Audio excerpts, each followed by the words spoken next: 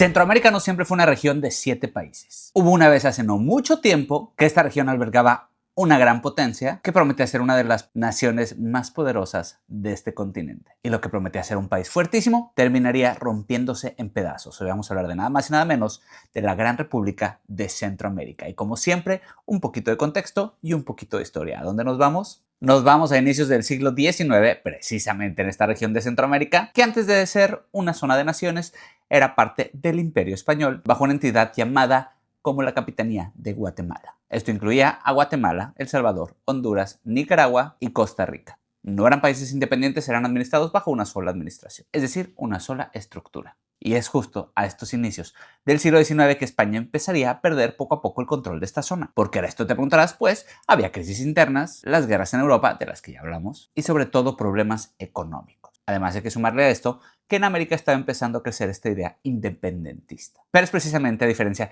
de estas naciones americanas que Centroamérica se independizaría en el año de 1821 con algo que fue clave y diferente. ¿Qué es esto? Lo hizo de una forma pacífica. Es decir, no hubo una gran guerra prolongada, fue más una decisión política y un cambio administrativo, por decirlo así. ¿Cuál fue el problema de este? Se preguntarán, pues que obviamente hubo libertad sin plan. Es decir, dijeron, ¿y ahora qué? No había estructura clara, no había una idea de nación per se y no había un proyecto en común sólido. Entonces, poco después de independizarse, Centroamérica decidiría unirse a este México de Agustín de Iturbide, es decir, el Imperio Mexicano, por estabilidad, protección y también por falta de esta dirección propia. Sin embargo, México, siendo México en 1823, caería como imperio y Centroamérica otra vez se quedaría sola, sin imperio y sin estructura. Y justo aquí estaría el punto clave para esta región, ya que por primera vez en tu historia tiene que decidir si quiere ser una región independiente o quiere ser otra colonia o parte de otro imperio. Entonces aquí nacería la idea que lo cambiaría todo. Estamos hablando de la creación de esta República Federal de Centroamérica en el año de 1823. Esta federación incluía, obviamente,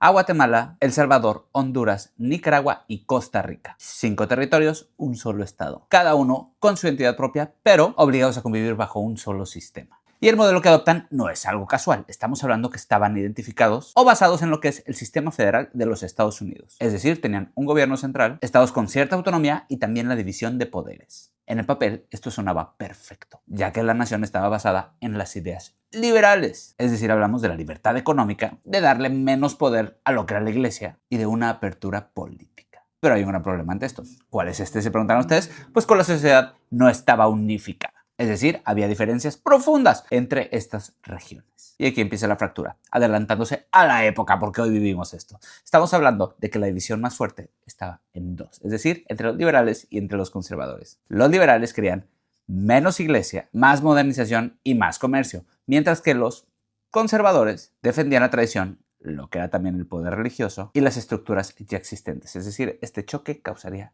todo este declive. Y aunque había una federación, realmente el poder estaba fragmentado, ya que cada región tenía sus propios intereses y también sus líderes locales fuertes. Esto hacía difícil tomar las decisiones de forma común. Podemos resumirlo como que la idea era excelente, pero la ejecución era un poco complicada. Entonces, dado que les dije, lo que comenzaría a pasar es que empezarían precisamente estos conflictos entre los propios actuales estados, habría desacuerdos constantes que se convertirían en conflictos políticos. Ya no hay una visión común, sino que hay unos intereses prácticamente enfrentados. Así que durante la época de 1820 y 1830, Centroamérica entraría en lo que son conflictos armados. No contra un enemigo externo, sino contra ellos mismos. ¿Y qué es lo que peleaban? Se preguntaron ustedes. Pues cada estado quería pelear su propio control, su autonomía y su poder político. Y en medio de todo este caos llegaría un personaje de la historia llamado Francisco Morazán, que era un líder liberal que intentaba mantener unida a toda esta región. ¿Por qué luchaba él? Se preguntaron ustedes.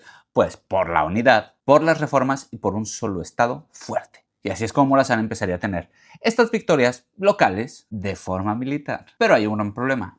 ¿Cuál es este? Se preguntarán. Pues que el ganar batallas no te hace unir a las naciones. Es decir, las tensiones siguen y los conflictos no desaparecen. Y así es como poco a poco cada región empezaría a dejar de confiar en este gran proyecto y así iniciarían a actuar por su cuenta. Es decir, empezarían a tomar decisiones independientes, empezarían a romper con este sistema y lo más grave de todo, empezarían a separarse políticamente. Así llegaríamos a finales del año 1830, donde la situación ya es clarísima. ¿Cuál es esta? Se preguntarán. La unión ya no funciona, es decir, ya no hay proyecto, ya no hay acuerdo y mucho menos hay estabilidad. Llegaríamos al año de 1838, donde esta federación prácticamente ya está colapsada. Los estados habían definido tomar una decisión clave. ¿Cuál es esta? Se preguntarán. Separarse. Y así, uno por uno, comenzaría a abandonar esta unión. Estamos hablando de Nicaragua, Honduras, Costa Rica, El Salvador y Perú. Finalmente, Guatemala terminaría por separarse y ya con esta decisión, la federación dejaría de existir en la práctica. Y con esto ya no hay un gobierno centralizado, sino que simplemente hay regiones autónomas. Con esto llegaríamos al año de 1840, donde oficialmente la República Federal de Centroamérica quedaría completamente disuelta. Es decir, lo que había sido un país